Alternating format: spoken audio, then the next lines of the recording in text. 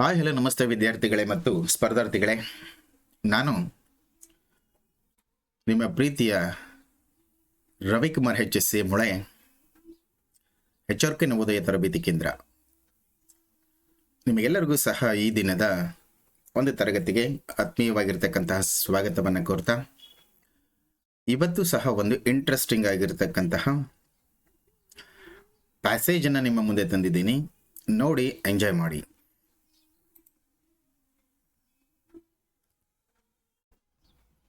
ಮತ್ತೊಮ್ಮೆ ನಿಮಗೆಲ್ಲರಿಗೂ ಸಹ ನಮ್ಮ HRK ನವೋದಯ ತರಬೇತಿ ಕೇಂದ್ರಕ್ಕೆ ಸ್ವಾಗತವನ್ನು ಕೋರ್ತಾ ಇವತ್ತಿನ ಒಂದು ತರಗತಿಯನ್ನು ಪ್ರಾರಂಭ ಮಾಡಿದ್ದೀನಿ. ಎಲ್ಲರೂ ರೆಡಿ ಇದ್ದೀರಲ್ಲ ವಿದ್ಯಾರ್ಥಿಗಳೇ?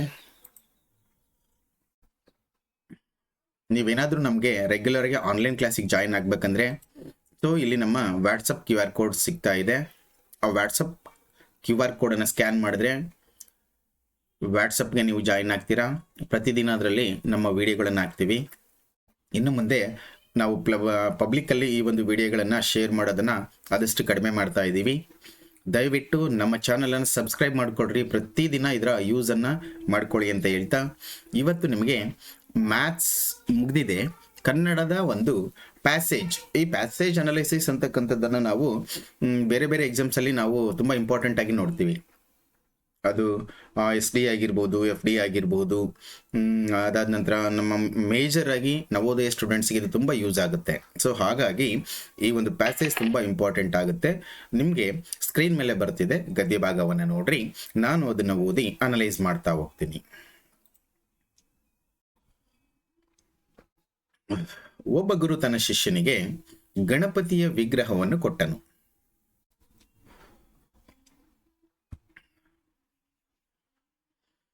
ಒಬ್ಬ ಗುರು ತನ್ನ ಶಿಷ್ಯನಿಗೆ ಗಣಪತಿಯ ವಿಗ್ರಹವನ್ನು ಕೊಟ್ಟನು. ವಿನಾಯಕನ ಈ ವಿಗ್ರಹಕ್ಕೆ ದಿನವೂ ಪೂಜೆ ಮಾಡು ಎಂದು ಹೇಳಿದನು.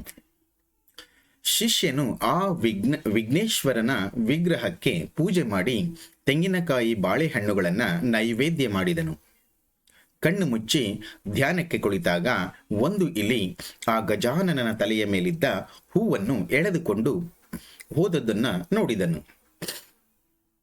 ಆಗ ಅವನು, ದೇವ, ಬೆನಕನಿಗಿಂತ ಇಲಿಯೇ ಹೆಚ್ಚು ಎಂದ. ಅದನ್ನು ಹಿಡಿದುಕೊಂಡು ಬಂದು ಅದನ್ನೇ ಪೂಜಿಸತೊಡಗಿದನು.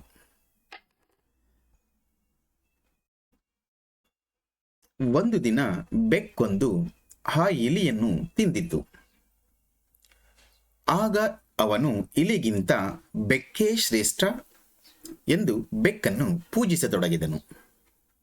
ಹಾಲು ಕುಡಿದ ಬೆಕ್ಕನ್ನು ಶಿಷ್ಯನ ಹೆಂಡತಿ ಹೊಡೆದಳು. ಆಗ ಶಿಷ್ಯನು ಬೆಕ್ಕಿಗಿಂತ ತನ್ನ ಹೆಂಡತಿಯೇ ಶ್ರೇಷ್ಠಳೆಂದು ಅಂದಿನಿಂದ ಹೆಂಡತಿಯನ್ನ ಪೂಜಿಸತೊಡಗಿದನು. ಒಂದು ದಿನ ಹೆಂಡತಿ ತನ್ನ ಮಾತು ಕೇಳಲಿಲ್ಲವೆಂದು ಕೋಪ ಮಾಡಿಕೊಂಡು ತಾನೇ ಹೆಂಡತಿಯನ್ನು ಹೊಡೆದನು. ಆಗ ಬೆನಕನಿಗಿಂತ ಇಲಿ, ಇಲಿಗಿಂತ ಬೆಕ್ಕು, ಬೆಕ್ಕಿಗಿಂತ ತನ್ನ ಹೆಂಡತಿ, ಎಲ್ಲರಿಗಿಂತ ತಾನೇ ಹೆಚ್ಚು ಎಂದು ನಿರ್ಧರಿಸಿ ತನ್ನನ್ನೇ ತಾನು ಪೂಜಿಸಿಕೊಳ್ಳಲು ತೊಡಗಿದನು. ಇದನ್ನು ನೋಡಿದ ಗುರು ಶಿಷ್ಯನಿಗೆ, ನೋಡಿದೆಯಾ, ದೇವರು ನಿನ್ನಲ್ಲಿಯೂ ಇದ್ದಾನೆ. ಇಲಿ, ಬೆಕ್ಕು, ಹೆಂಡತಿ, ವಿಗ್ರಹ ಎಲ್ಲೆಲ್ಲೂ ಇದ್ದಾನೆ ಎಂದು ಉಪದೇಶಿಸಿದನು. ಎಸ್ ವಿದ್ಯಾರ್ಥಿಗಳೇ, ಬಹುಶಃ ನಿಮಗೆ ಇದು ಇವತ್ತಿನ ಒಂದು ಪ್ಯಾಸೇಜ್ ಅಂತ ಕಾಣಿಸುತ್ತೆ. ಸೊ ಈ ಪ್ಯಾಸೇಜನ್ನು ಸ್ವಲ್ಪ ನಾವು ಅನಲೈಸ್ ಮಾಡೋದಾದ್ರೆ ಏನ್ ಬರಬಹುದು ಅಂತಕ್ಕಂಥದ್ದನ್ನ ನೋಡೋಣ. ಒಂದು ದಿನ, ಇದು ಆಫ್ ಅನಿಸುತ್ತೆ.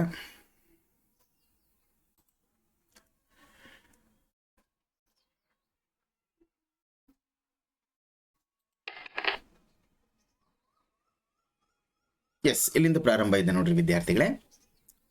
ಒಬ್ಬ ಗುರು ತನ್ನ ಶಿಷ್ಯನಿಗೆ ಒಂದು ಗಣಪತಿಯ ವಿಗ್ರಹವನ್ನ ಕೊಟ್ಟು, ಈ ಒಂದು ವಿಗ್ರಹಕ್ಕೆ ನೀವು ದಿನನೂ ಪೂಜೆ ಮಾಡು ಅಂತ ಹೇಳ್ಬಿಟ್ಟು ತನ್ನ ಶಿಷ್ಯನಿಗೆ ಒಂದು ವಿಗ್ರಹವನ್ನು ಕೊಡ್ತಾನೆ. ಅಕಾರ್ಡಿಂಗ್ ಟು ಈ ಒಂದು ಪ್ಯಾಸೇಜ್ ಪ್ರಕಾರ ನೀವು ಪ್ಯಾಸೇಜ್ ಅನ್ನ ಯಾವ ರೀತಿ ಅನಲೈಸ್ ಮಾಡಬೇಕು ಅಂತಕ್ಕಂಥದ್ದನ್ನ, ಮತ್ತೆ ಈ ಪ್ಯಾಸೇಜ್ ಅನ್ನ ಅನಲೈಸ್ ಮಾಡಿ ಅಲ್ಲಿ ಯಾವ ಯಾವ ಪ್ರಶ್ನೆಗಳು ಬರಬಹುದು ಅಂತಕ್ಕಂಥದ್ದನ್ನ ನೀವು ಎಕ್ಸ್ಪೆಕ್ಟ್ ಮಾಡಬೇಕು. ಓನ್ ಆಗಿ ಪ್ರಶ್ನೆಗಳನ್ನ ತೆಗಿಬೇಕಾಗುತ್ತೆ. ಎಷ್ಟು ಮ್ಯಾಕ್ಸಿಮಮ್ ಪ್ರಶ್ನೆಗಳು ಬರಬಹುದು ಅಷ್ಟು ಪ್ರಶ್ನೆಗಳನ್ನು ನೀವು ತೆಗಿಬೇಕಾಗುತ್ತೆ. ನಿಮಗೆ ಕೆಲವೊಂದು ಎಕ್ಸಾಮ್ಸ್ ಅಲ್ಲಿ ಕೆಲವೊಂದು ವಿಧವಾಗಿರ್ತಕ್ಕಂಥ ಪ್ರಶ್ನೆಗಳನ್ನು ತೆಗಿತಾನೆ. ಈ ಮ್ಯಾಕ್ಸಿಮಮ್ ನಾವು ನವೋದಯ ಸ್ಟೂಡೆಂಟ್ಸ್ಗೆ ನಾನು ಪರ್ಟಿಕ್ಯುಲರ್ ಆಗಿ ಹೇಳೋದಾದ್ರೆ, ಈ ಕಳೆದ ನವೋದಯ ಪರೀಕ್ಷೆಗಳನ್ನು ನಾವು ಗಣನೆಗೆ ತೆಗೆದುಕೊಂಡಾಗ ಮ್ಯಾಕ್ಸಿಮಮ್ ಅಲ್ಲಿ ಯಾವುದೇ ರೀತಿಯಾಗಿರ್ತಕ್ಕಂಥ ಗ್ರಾಮರ್ ಪಾಯಿಂಟ್ಸ್ ಅನ್ನ ಅಥವಾ ವ್ಯಾಕರಣ ಪಾಯಿಂಟ್ಸ್ ಅನ್ನ ತಗೊಂಡಿಲ್ಲ. ಸೊ ಅದರ ಬೇಸಿಸ್ ಮೇಲೆ ಪ್ರಶ್ನೆಗಳನ್ನ ಕೇಳಿಲ್ಲ. ಇದನ್ನ ಮೈಂಡ್ ಒಳಗೆ ಇಟ್ಕೊಂಡು ನಾವು ಗದ್ಯ ಭಾಗವನ್ನು ಓದ್ಕೊಂಡು, ಅಂದ್ರೆ ನಾನು ಹೇಳ್ತಕ್ಕಂಥದ್ದು ಸ್ಟಡಿ ಟೈಮಲ್ಲಿ, ಅಂದ್ರೆ ಅಭ್ಯಾಸ ಮಾಡ್ತಕ್ಕಂಥ ಟೈಮಲ್ಲಿ ನಾವೇನ್ ಮಾಡ್ಬೇಕಪ್ಪ ಅಂದ್ರೆ, ಒಂದು ಗದ್ಯ ಭಾಗದಲ್ಲಿ ಮ್ಯಾಕ್ಸಿಮಮ್ 1 ಅಂಕದ ಪ್ರಶ್ನೆಗಳು ಅಥವಾ 1 ವಾಕ್ಯದ ಉತ್ತರಗಳು ಎಷ್ಟು ಬರ್ತವೋ ಅಷ್ಟನ್ನು ಸಹ ನಾವು ತೆಗಿಲಿಕ್ಕೆ ಕಲಿಬೇಕಾಗುತ್ತೆ. ಇಲ್ಲಿ ಒಂದು ಗದ್ಯ ಭಾಗದಲ್ಲಿ ಎಕ್ಸಾಂಪಲ್, ನಾನು ಇದೇ ಗದ್ಯ ಭಾಗವನ್ನು ತೆಗೆದುಕೊಳ್ಳೋದಾದ್ರೆ, ಒಬ್ಬ ಗುರು ತನ್ನ ಶಿಷ್ಯನಿಗೆ ಒಂದು ವಿಗ್ರಹವನ್ನ ಕೊಟ್ಟನು. ಸೊ ಆ ವಿಗ್ರಹ ಗಣೇಶನ ವಿಗ್ರಹವಾಗಿತ್ತು. ಈ ವಿಗ್ರಹಕ್ಕೆ ನೀನು ದಿನವೂ ಪೂಜೆ ಮಾಡು ಎಂದು ಹೇಳಿದನು. ಶಿಷ್ಯ ಆ ಗಣೇಶನ ಅಥವಾ ವಿಘ್ನೇಶ್ವರನ ವಿಗ್ರಹಕ್ಕೆ ಪೂಜೆ ಮಾಡಿ ಅದಕ್ಕೆ ತೆಂಗಿನಕಾಯಿ, ಬಾಳೆಹಣ್ಣು ಇತ್ಯಾದಿ ನೈವೇದ್ಯ ಮಾಡಿದನು. ಕಣ್ಮುಚ್ಚಿ ಧ್ಯಾನಕ್ಕೆ ಕುಳಿತಾಗ ಒಂದು ಇಲಿ ಆ ಗಜಾನನ ತಲೆಯ ಮೇಲಿಂದ ಹೂವನ್ನ ಎಳೆದುಕೊಂಡು ಹೋದುದನ್ನು ನೋಡಿದನು. ಅವನಿಗೆ ತುಂಬಾ ಆಶ್ಚರ್ಯ ಆಯಿತು. ಯಾಕೆ ಅಂತಂದ್ರೆ, ನಮ್ಮ ಗುರುಗಳು ಹೇಳಿದ ಪ್ರಕಾರ ಈ ವಿಘ್ನೇಶ್ವರನೇ ಸರ್ವಶ್ರೇಷ್ಠ, ಈ ವಿಘ್ನೇಶ್ವರ ದೇವರು, ಅವನಿಗಿಂತ ದೊಡ್ಡವನು ಯಾರೂ ಇಲ್ಲ. ಸೊ ಅವನನ್ನು ನಿನಗೆ ಪೂಜೆ ಮಾಡಿದ್ರೆ ನಿನಗೆ ಒಳ್ಳೆಯದಾಗುತ್ತೆ ಅಂತ ಹೇಳಿದ್ದಾರೆ. ಆದರೆ ನಾನು ಧ್ಯಾನಕ್ಕೆ ಕುಳಿತಾಗ ಆ ಒಂದು ವಿಗ್ರಹದ ಮೇಲಿರ್ತಕ್ಕಂತಹ ಹೂವನ್ನ ಆ ಗಣೇಶನಿಗೆ ರಕ್ಷಿಸಿಕೊಳ್ಳಲಾಗಲಿಲ್ಲ. ಆ ಗಣೇಶನ ಮೇಲಿರ್ತಕ್ಕಂಥ ಹೂವನ್ನ ಯಕ್ಕಶ್ಚಿತ್ ಒಂದು ಇಲಿ ಎಳ್ಕೊಂಡು ಹೋಗ್ಬಿಡ್ತು. ಆದ್ರಿಂದ ಗಣೇಶ ಈಸ್ ನಾಟ್ ಪವರ್ಫುಲ್, ಅದಕ್ಕಿಂತಲೂ ಇಲಿಯೇ ತುಂಬಾ ಪವರ್ಫುಲ್ ಅಂತ ಹೇಳ್ಬಿಟ್ಟು ಅವನು ಯೋಚನೆ ಮಾಡ್ತಾನೆ. ಆಗ ಅವನೇನ್ ಮಾಡ್ತಾನೆ, ಆ ಗಣೇಶನನ್ನ ಪೂಜೆ ಮಾಡೋದನ್ನ ಬಿಟ್ಟು ಆ ಗಣೇಶನ ಮೇಲಿದ್ದ ಹೂವನ್ನ ಎಳ್ಕೊಂಡು ಹೋಗಿರ್ತಕ್ಕಂತಹ ಆ ಒಂದು ಇಲಿಯನ್ನ ಹಿಡ್ಕೊಂಬಂದು ಪೂಜೆ ಮಾಡ್ಲಿಕ್ಕೆ ಸ್ಟಾರ್ಟ್ ಮಾಡ್ತಾನೆ.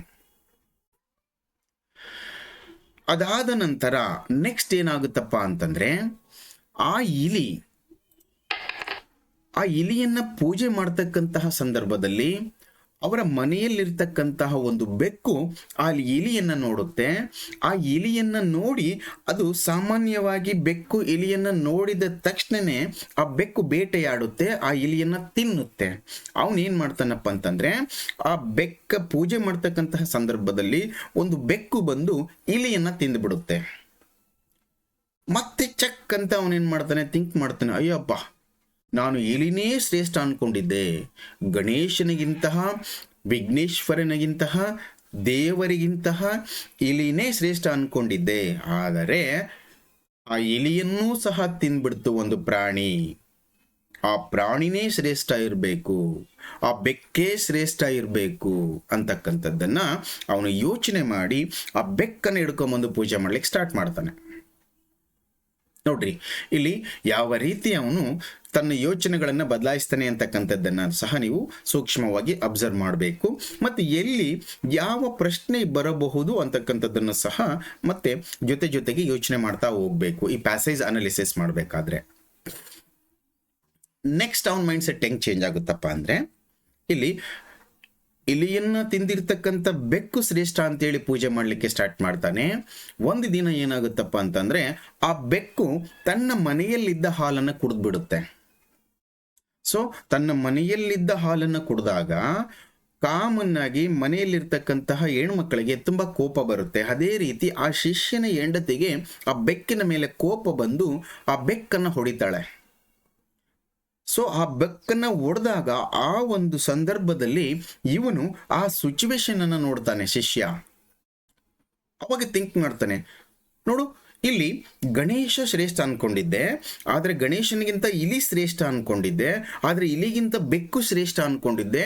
ಆ ಬೆಕ್ಕನ್ನು ಸಹ ನನ್ನ ಹೆಂಡತಿ ಹೊಡೆದ್ಬಿಟ್ಲು.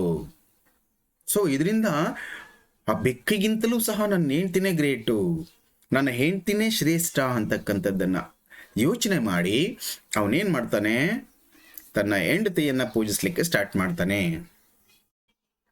ಆ ಹೆಂಡತಿಯನ್ನ ಪೂಜೆ ಮಾಡ್ಲಿಕ್ಕೆ ಸ್ಟಾರ್ಟ್ ಮಾಡಿದಾಗ ಇದೇ ರೀತಿ ಒಂದು ದಿನ ತನ್ನ ಹೆಂಡತಿ ಯಾವುದೋ ವಿಷಯಕ್ಕೆ ತನ್ನ ಮಾತನ್ನ ಕೇಳಲಿಲ್ಲ ಅಂತಕ್ಕಂಥದ್ದನ್ನ ಕೋಪಗೊಂಡು ಅವನೇನ್ ಮಾಡ್ತಾನೆ, ತನ್ನ ಹೆಂಡತಿಗೆ ಹೊಡೆದ್ ಬಿಡ್ತಾನೆ.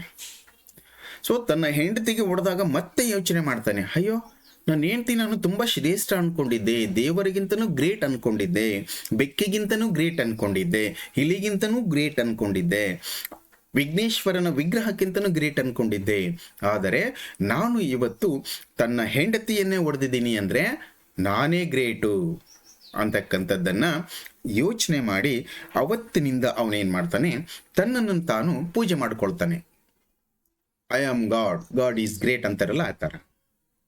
ಸೊ ಅವಾಗ ಆ ವಿಘ್ನೇಶ್ವರನ ಒಂದು ವಿಗ್ರಹವನ್ನು ಕೊಟ್ಟಿರ್ತಾನಲ್ಲ ಆ ಗುರು ಹೇಳ್ತಾನೆ, ಶಿಷ್ಯ ನೋಡು, ನಿನ್ನಲ್ಲಿಯೂ ಸಹ ದೇವರಿದ್ದಾನೆ, ನಿನ್ನನ್ನು ನೀನು ಪೂಜೆ ಮಾಡ್ಕೊಳ್ತಿದೀಯಲ್ಲಪ್ಪ, ನೀನೇ ದೇವರು. ಗೊತ್ತಾಯ್ತಾ? ಇವಾಗ ದೇವ್ರು ಅಂತಕ್ಕಂಥವನು ಎಲ್ಲೆಲ್ಲೂ ಇದ್ದಾನೆ ಅಂತಕ್ಕಂಥದ್ದನ್ನ ಅರ್ಥ ಮಾಡಿಸ್ಬಿಟ್ಟು ಉಪದೇಶ ಮಾಡಿ ಹೋಗ್ತಾನೆ. ಹಾಗಾಗಿ ವಿದ್ಯಾರ್ಥಿಗಳೇ, ದೇವ್ರು ಅಂತಕ್ಕಂಥನು ಸರ್ವಂತರ್ಯಾಮಿ. ನಾವು ನೋಡ್ತಕ್ಕಂತಹ ದೃಷ್ಟಿಕೋನದಲ್ಲಿ ದೇವರಿರ್ತಾನೆ, ನಾವು ಮಾಡ್ತಕ್ಕಂಥ ಕೆಲಸದಲ್ಲಿ ದೇವರಿರ್ತಾನೆ. ಹಾಗಾಗಿ ನಾವು ದೇವರು ಇಲ್ಲೇ ಇರ್ತಾನೆ ಅಂತಕ್ಕಂಥದಕ್ಕೆ ಸ್ಟಿಕನ್ ಆಗಬಾರ್ದು.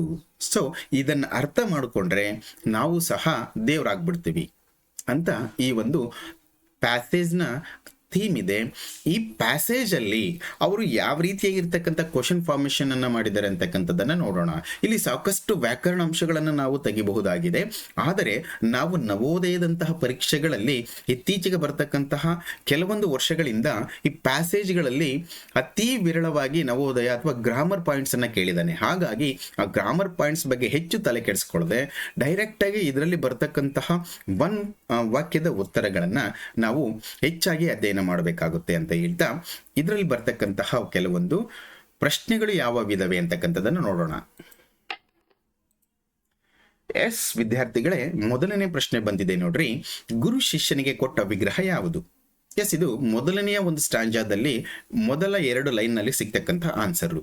ಆ ಆಪ್ಷನ್ಗಳನ್ನ ಏನೇನು ಕೊಟ್ಟಿದ್ದೇನಪ್ಪ ಅಂತಂದ್ರೆ, ಆ ಗುರು ಶಿಷ್ಯನಿಗೆ ಪಶುಪತಿಯ ವಿಗ್ರಹವನ್ನು ಕೊಟ್ನ, ವಿನಾಯಕನ ವಿಗ್ರಹವನ್ನು ಕೊಟ್ನ, ದೇವರ ವಿಗ್ರಹವನ್ನು ಕೊಟ್ನ, ಮಾರುತಿಯ ವಿಗ್ರಹವನ್ನು ಕೊಟ್ನ. ವಿದ್ಯಾರ್ಥಿಗಳೇ, ಇಲ್ಲಿ ಪರ್ಟಿಕ್ಯುಲರ್ಗೆ ದೇವರು, ವಿನಾಯಕ, ಮಾರುತಿ, ಪಶುಪತಿ ಇವೆಲ್ಲವೂ ಸಹ ದೇವರ ನಾಮಧೇಯಗಳು. ಆ ದೇವರ ನಾಮಧೇಯಗಳಾಗಿರೋದ್ರಿಂದ ನಿಮಗೆ ಕನ್ಫ್ಯೂಷನ್ ಆಗ್ತಕ್ಕಂತಹ ಒಂದು ಸಾಧ್ಯತೆ ಹೆಚ್ಚಿರುತ್ತೆ. ಆದ್ದರಿಂದ ನಾವು ಗದ್ಯ ಭಾಗವನ್ನು ಸೂಕ್ಷ್ಮವಾಗಿ ನೋಡಿದಾಗ ಇಲ್ಲಿ ವಿಘ್ನೇಶ್ವರ ಮತ್ತು ವಿನಾಯಕ, ಆ ಶಿಷ್ಯ ವಿನಾಯಕನ ಒಂದು ಮೂರ್ತಿಯನ್ನ ಕೊಡ್ತಾನೆ. ಇಲ್ಲಿ ಗದ್ಯ ಭಾಗದಲ್ಲಿ ಯಾವ ಒಂದು ಸೆಂಟೆನ್ಸ್ ಅನ್ನ, ಯಾವ ಒಂದು ವರ್ಡ್ ಅನ್ನ ಯೂಸ್ ಮಾಡಿದಾರೋ ಅದು ಕರೆಕ್ಟ್ ಆಗಿರುತ್ತೆ ಅಂತ ಭಾವಿಸಬೇಕಾಗುತ್ತೆ. ಇಲ್ಲಿ ವಿನಾಯಕನ ಒಂದು ವಿಗ್ರಹವನ್ನ ಆ ಗುರು ಕೊಟ್ಟಿರ್ತಾನೆ. ಹಾಗಾಗಿ ನನ್ನ ಪ್ರಕಾರ, ನಾನು ಅನಲೈಸ್ ಮಾಡಿರೋ ಪ್ರಕಾರ ಇದಕ್ಕೆ ಸರಿಯಾದ ಉತ್ತರ ಆಪ್ಷನ್ 2 ಆಗಿರುತ್ತೆ. ನೋಡೋಣ ವಿದ್ಯಾರ್ಥಿಗಳೇ, ಆಪ್ಷನ್ ಯಾವುದು ಅಂತಕ್ಕಂಥದ್ದನ್ನ. ಎಸ್ ವಿದ್ಯಾರ್ಥಿಗಳೇ, ನಮ್ಮ ಊಹೆ ಸರಿ ಇದೆ. 2ನೆಯ ಒಂದು ಆಪ್ಷನ್ ಸರಿಯಾದ ಉತ್ತರ. ನೆಕ್ಸ್ಟ್ ಪ್ರಶ್ನೆ ನೋಡೋದಾದ್ರೆ, ಶಿಷ್ಯನಿಗೆ ಏಕೆ ಕೋಪ ಬಂತು? ಎಸ್, ಶಿಷ್ಯನಿಗೆ ಇಲ್ಲಿ 2-3 ಬಾರಿ ಕನ್ಫ್ಯೂಷನ್ ಆಗುತ್ತೆ. ಅದು ಕೋಪ ಅಲ್ಲ. ಯಾಕೆ ಅಂತಂದ್ರೆ, ವಿಘ್ನೇಶ್ವರನ ಒಂದು ತಲೆ ಮೇಲೆ ಇರ್ತಕ್ಕಂತಹ ಹೂವನ್ನ ಇಲಿ ತಿಂದಾಗ ಅವನಿಗೆ ಆಕ್ಚುಲಿಗೆ ಕೋಪ ಬರಬೇಕಾಗಿತ್ತು. ಬಟ್ ಕೋಪ ಬರಲಿಲ್ಲ, ಕನ್ಫ್ಯೂಷನ್ ಆಯಿತು, ವಿಚಲಿತನಾದ ಅವನು. ಸೊ ಅಂತಹ ಅನೇಕ ಸಂದರ್ಭಗಳು ನಡೆದವು ಈ ಒಂದು ಗದ್ಯ ಭಾಗದಲ್ಲಿ. ಹಾಗಾಗಿ ಅದನ್ನ ಕೋಪ ಅನ್ಕೊಳ್ಳಿಕ್ಕಾಗಲ್ಲ. ಪರ್ಟಿಕ್ಯುಲರ್ ಆಗಿ ಒಂದು ಸಂದರ್ಭದಲ್ಲಿ ಅವನಿಗೆ ಕೋಪ ಬರುತ್ತೆ. ಯಾವಾಗಪ್ಪ ಅಂತಂದ್ರೆ, ತನ್ನ ಹೆಂಡತಿ ತನ್ನ ಮಾತನ್ನು ಕೇಳದೆ ಇರತಕ್ಕಂಥ ಸಂದರ್ಭದಲ್ಲಿ. ನೋಡೋಣ ಆಪ್ಷನ್ಸ್ ಏನ್ ಕೊಟ್ಟಿದ್ದಾರೆ ಅಂತಕ್ಕಂಥದ್ದನ್ನ. ಬೆಕ್ಕು ಹಾಲು ಕುಡಿದಿದ್ದಕ್ಕೆ ಕೋಪ ಬಂತ, ಇಲಿ ಹೂವನ್ನು ಕಡಿದು ಹಾಕಿದ್ದಕ್ಕೆ ಕೋಪ ಬಂತ, ಹೆಂಡತಿ ತನ್ನ ಮಾತನ್ನ ಕೇಳದ್ದಕ್ಕೆ ಕೋಪ ಬಂತ, ಅಥವಾ ಹೆಂಡತಿ ಬೆಕ್ಕನ್ನು ಹೊಡೆದಿದ್ದಕ್ಕೆ ಕೋಪ ಬಂತ? ಎಸ್, ನಾನು ಆಗ್ಲೇ ಹೇಳ್ದಂಗೆ ಪರ್ಟಿಕ್ಯುಲರ್ ಆಗಿ ಹೆಂಡತಿ ತನ್ನ ಮಾತನ್ನ ಕೇಳದೆ ಇದ್ದಕ್ಕೆ ಅವನು ಏನ್ ಮಾಡದಪ್ಪ ಅಂದ್ರೆ ತನ್ನ ಹೆಂಡತಿಯನ್ನ ಹೊಡೆದ. ಸೊ ಹೆಂಡತಿಯನ್ನ ಹೊಡೆದಾಗ ಅವನಿಗೆ ಅನಲೈಸ್ ಆಯ್ತು, ನಾನು ಹೆಂಡತಿಗಿಂತನೂ ಗ್ರೇಟ್ ಅಂತ. ಹಾಗಾಗಿ ಇದಕ್ಕೆ ನನ್ನ ಪ್ರಕಾರ ಸರಿಯಾದ ಉತ್ತರ, ಹೆಂಡತಿ ತನ್ನ ಮಾತನ್ನ ಕೇಳದ್ದಕ್ಕೆ ಅವನಿಗೆ ಏನ್ ಮಾಡನಪ್ಪ ಅಂತಂದ್ರೆ ಕೋಪ ಬಂದಿತು. ಮತ್ತೊಂದು ಪ್ರಶ್ನೆ ನೋಡೋದಾದ್ರೆ, ಶಿಷ್ಯನು ಅಂತಿಮವಾಗಿ ನಿರ್ಧರಿಸಿದ್ದು ಏನು? ಎಸ್, ಹೆಂಡತಿಗಿಂತ ಗುರು ಹೆಚ್ಚು, ತನಗಿಂತ ತನ್ನ ಗುರು ಹೆಚ್ಚು, ಎಲ್ಲರಿಗಿಂತ ತಾನೇ ಹೆಚ್ಚು, ಗುರುವಿಗಿಂತ ದೇವರು ಹೆಚ್ಚು. ಸೊ ವಿದ್ಯಾರ್ಥಿಗಳೇ, ಇಲ್ಲಿ ಮೊದಲ ಮತ್ತು 2ನೆಯ ಮತ್ತು 4ನೆಯ ಈ 3 ವಾಕ್ಯಗಳು ಗದ್ಯ ಭಾಗದಲ್ಲಿ ಎಲ್ಲೂ ಸಹ ಇಲ್ಲ. ಗುರು ತನ್ನ ಹೆಂಡತಿಗಿಂತ ಗುರು ಹೆಚ್ಚು ಅಂತ ಎಲ್ಲೂ ಹೇಳಿಲ್ಲ, ತನಗಿಂತ ತನ್ನ ಗುರು ಹೆಚ್ಚು ಅಂತ ಎಲ್ಲ ಹೇಳಿಲ್ಲ, ಗುರುವಿಗಿಂತ ದೇವರು ಹೆಚ್ಚು ಅಂತಲೂ ಸಹ ಹೇಳಿಲ್ಲ. ಆದರೆ ದೇವರು ನಿನ್ನಲ್ಲಿಯೂ ಇದ್ದಾನೆ ಅಂತಕ್ಕಂತಹ ಒಂದು ಸೆಂಟೆನ್ಸನ್ನು ಅಲ್ಲಿ ಫಾರ್ಮೇಷನ್ ಮಾಡಿದ್ದಾರೆ. ಆ ಒಂದು ಪ್ರಕಾರ ನೋಡೋದಾದರೆ ಎಲ್ಲರಿಗಿಂತ ತಾನೇ ಹೆಚ್ಚು ಅಂತಕ್ಕಂತಹ ಒಂದು ಶಬ್ದನೂ ಸಹ ಅಲ್ಲಿ ಇದೆ. ಯಾವಾಗ ಅಂತಂದರೆ ತನ್ನ ಹೆಂಡತಿಯನ್ನು ಹೊಡೆದಾಗ ಅವನು ಯೋಚನೆ ಮಾಡ್ತಾನೆ, ಅಯ್ಯೋ ದೇವರಿಗಿನ್ನ ದೊಡ್ಡವಳಾಗಿರ್ತಕ್ಕಂಥ ನನ್ನ ಹೆಂಡತಿನೇ ನಾನು ಹೊಡೆದ್ಬಿಟ್ಟೆ, ಎಲ್ಲರಿಗಿಂತ ನಾನೇ ಹೆಚ್ಚು ಅಂತಕ್ಕಂಥ ಒಂದು ಸೆಂಟೆನ್ಸ್ ಕೊಟ್ಟಿದ್ದಾರೆ. ಹಾಗಾಗಿ ನನ್ನ ಪ್ರಕಾರ ಇದಕ್ಕೆ ಸರಿಯಾದ ಉತ್ತರ ಆಪ್ಷನ್ 3 ಆಗಿದೆ. ಎಸ್ ವಿದ್ಯಾರ್ಥಿಗಳೇ, ಇದಕ್ಕೆ ಸರಿಯಾದ ಉತ್ತರ ಆಪ್ಷನ್ ಸಿ. ತುಂಬ ಈಸಿಯಾಗಿರ್ತಕ್ಕಂತಹ ಒಂದು ಗದ್ಯ ಭಾಗ ಇದು. ಗುರುವು ನೀಡಿದ ಉಪದೇಶವೇನು? ವಿನಾಯಕನ ವಿಗ್ರಹಕ್ಕೆ ದಿನವೂ ಪೂಜೆ ಮಾಡು, ವಿಘ್ನೇಶ್ವರನಿಗೆ ದಿನವೂ ತೆಂಗಿನಕಾಯಿ ಬಾಳೆಹಣ್ಣು ನೈವೇದ್ಯ ಮಾಡು, ಕಣ್ಮುಚ್ಚಿ ದೇವರ ಧ್ಯಾನ ಮಾಡು, ದೇವರು ಎಲ್ಲೆಲ್ಲಿಯೂ ಇದ್ದಾನೆ. ವಿದ್ಯಾರ್ಥಿಗಳೇ, ಇಲ್ಲಿ ಸೂಕ್ಷ್ಮವಾಗಿ ಅಬ್ಸರ್ವ್ ಮಾಡ್ರಿ. ಇಲ್ಲಿ ಗುರುವು ತನ್ನ ಶಿಷ್ಯನಿಗೆ ವಿನಾಯಕನ ವಿಗ್ರಹಕ್ಕೆ ಪೂಜೆ ಮಾಡುವಂತಕ್ಕಂಥದ್ದನ್ನ ನಾನು ಉಪದೇಶ ಅಂತ ಹೇಳಲಿಕ್ಕಾಗೋದಿಲ್ಲ, ಅಲ್ಲಿ ಆರ್ಡರ್ ಆಗುತ್ತೆ, ಅದು ಆಜ್ಞೆ ಆಗುತ್ತೆ. ಅದೇ ರೀತಿ ವಿಘ್ನೇಶ್ವರನಿಗೆ ದಿನವೂ ತೆಂಗಿನಕಾಯಿ ಬಾಳೆಹಣ್ಣುಗಳನ್ನು ನೈವೇದ್ಯ ಮಾಡುವಂತ ಹೇಳ್ತಕ್ಕಂಥದ್ದು ಅದು ಸಹ ಆರ್ಡರ್ ಪಾಸ್ ಮಾಡ್ದಂಗೆ ಆಗುತ್ತೆ. ಕಣ್ಮುಚ್ಚಿ ದೇವರ ಧ್ಯಾನ ಮಾಡು. ಸೊ ಇದು ಒಂದು ಉಪದೇಶಕ್ಕೆ ಹತ್ತಿರವಾಗಿರ್ತಕ್ಕಂಥ ಶಬ್ದ.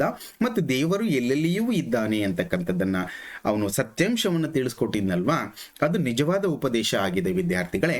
ನನ್ನ ಪ್ರಕಾರ ದೇವರು ಎಲ್ಲೆಲ್ಲಿಯೂ ಇದ್ದಾನೆ ಅಂತಕ್ಕಂಥದ್ದು ಇಲ್ಲಿ ಅವನು ಮಾಡಿರ್ತಕ್ಕಂಥ ಉಪದೇಶ ಆಗೈತೆ ಅಂತ ನಾನು ಭಾವಿಸಿದ್ದೀನಿ. ನೋಡೋಣ ಇಲ್ಲಿ ಯಾವುದು ಸರಿಯಾದ ಉತ್ತರ ಅಂತಕ್ಕಂಥದ್ದನ್ನ. ಎಸ್, ಬಹುಶಃ ಇದು ಆನ್ಸರ್ ತಪ್ಪಾಗಿದೆ ಅಂತಕ್ಕಂಥದ್ದನ್ನ ನನ್ನ ಭಾವನೆ ಇದೆ ವಿದ್ಯಾರ್ಥಿಗಳೇ. ಇದಕ್ಕೆ ಸರಿಯಾದ ಉತ್ತರ ದೇವರು ಎಲ್ಲೆಲ್ಲಿಯೂ ಇದ್ದಾನೆ ಅಂತಕ್ಕಂಥದ್ದನ್ನ ಉಪದೇಶ ಮಾಡಿದ್ದಾನೆ ಅನ್ನೋದು ಈ ಒಂದು ವಾಕ್ಯದಲ್ಲಿ ಅಥವಾ ಈ ಒಂದು ಗದ್ಯ ಭಾಗದಲ್ಲಿ ಇರ್ತಕ್ಕಂತಹ ಒಂದು ಸಾರಾಂಶ ಆಗಿದೆ. ಇದಕ್ಕೆ ಸರಿಯಾದ ಉತ್ತರ ದೇವರು ಎಲ್ಲೆಲ್ಲಿಯೂ ಇದ್ದಾನೆ. ನೆನ್ಪಿಟ್ಕೊಡ್ರಿ. ವಿನಾಯಕ ಎಂಬ ಅರ್ಥವನ್ನು ನೀಡದ ಪದ ಯಾವುದು? ಗಣಪತಿ, ಬೆನಕ, ವಿಗ್ರಹ, ವಿಘ್ನೇಶ್ವರ.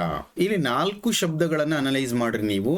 ಇಲ್ಲಿ ಗಣಪತಿಗೆ ಇರ್ತಕ್ಕಂತಹ ವಿವಿಧ ಹೆಸರುಗಳನ್ನ 3ರಲ್ಲಿ ಕೊಟ್ಟಿದ್ದಾನೆ. ಆದರೆ ಪ್ರಶ್ನೆ ಮಾತ್ರ ವಿನಾಯಕ ಎಂಬ ಅರ್ಥವನ್ನು ನೀಡದ ಪದ ಯಾವುದು? ಅದಕ್ಕೆ ವಿನಾಯಕ ಅಂತಕ್ಕಂಥ ಅರ್ಥ ಬರದೇ ಇರತಕ್ಕಂಥ ಪದ ಅಂದ್ರೆ ನನ್ನ ಪ್ರಕಾರ ವಿಗ್ರಹ ಅಂತ ಅನ್ಕೊಂಡಿದ್ದೀನಿ. ನೋಡೋಣ ಸರಿಯಾದ ಉತ್ತರ ಯಾವುದು ಅಂತಕ್ಕಂಥದ್ದನ್ನ. ಸರಿಯಾದ ಉತ್ತರ ವಿಗ್ರಹ ಆಗಿದೆ ವಿದ್ಯಾರ್ಥಿಗಳೇ. ಇದು ಇವತ್ತಿನ ಅಥವಾ ಈ ಒಂದು ತರಗತಿಯ ಒಂದು ಪ್ರಶ್ನೆಗಳಿಗೆ ಉತ್ತರ ಆಗಿದೆ ಅಂತ ಭಾವಿಸ್ತಾ, ನೀವು ನಮ್ಮ ಆನ್ಲೈನ್ ಕ್ಲಾಸ್ಗೆ ಅಥವಾ ನಮ್ಮ ಯೂಟ್ಯೂಬ್ ಚಾನಲನ್ನು ಸಬ್ಸ್ಕ್ರೈಬ್ ಮಾಡಲಿಕ್ಕೆ ನೀವೇನು ಮಾಡಬೇಕು ಅಂತ ಹೇಳಿದ್ರೆ, ಇಲ್ಲಿ ಒಂದು QR ಕೋಡ್ ಬಂದಿದೆ. ಸೊ ಆ QR ಕೋಡನ್ನು ಸ್ಕ್ಯಾನ್ ಮಾಡಿದ ತಕ್ಷಣವೇ ನಮ್ಮ ಯೂಟ್ಯೂಬ್ನ ಚಾನಲ್ನ ವಿಡಿಯೋಗಳು ನಿಮಗೆ ಓಪನ್ ಆಗ್ತವೆ. ಸಬ್ಸ್ಕ್ರೈಬ್ ಮಾಡಿದರೆ ನಿಮಗೆ ಪ್ರತಿದಿನ ನಾವು ಅಪ್ಲೋಡ್ ಮಾಡ್ತಕ್ಕಂತಹ ಎಲ್ಲ ವಿಡಿಯೋಗಳು ನಿಮಗೆ ಸಿಗ್ತವೆ ಅಂತ ಹೇಳ್ತಾ, ಆದಷ್ಟು ನಮ್ಮ ಚಾನಲನ್ನು ಸಬ್ಸ್ಕ್ರೈಬ್ ಮಾಡಿಕೊಡ್ರಿ ಮತ್ತು ಪ್ರತಿದಿನ ನಮ್ಮ ಕೋಚಿಂಗ್ ಸೆಂಟರಿಂದ ಬರ್ತಕ್ಕಂತಹ ಎಲ್ಲ ವಿಡಿಯೋಗಳನ್ನು ನೋಡಿ ನಿಮ್ಮ ಎಕ್ಸಾಮ್ಸಲ್ಲಿ ಸಕ್ಸಸ್ ಆಗ್ರಿ ಅಂತ ಹೇಳ್ತಾ ಇವತ್ತಿನ ತರಗತಿಗಳನ್ನು ಮುಗಿಸ್ತಾ ಇದ್ದೀನಿ. ಧನ್ಯವಾದಗಳು.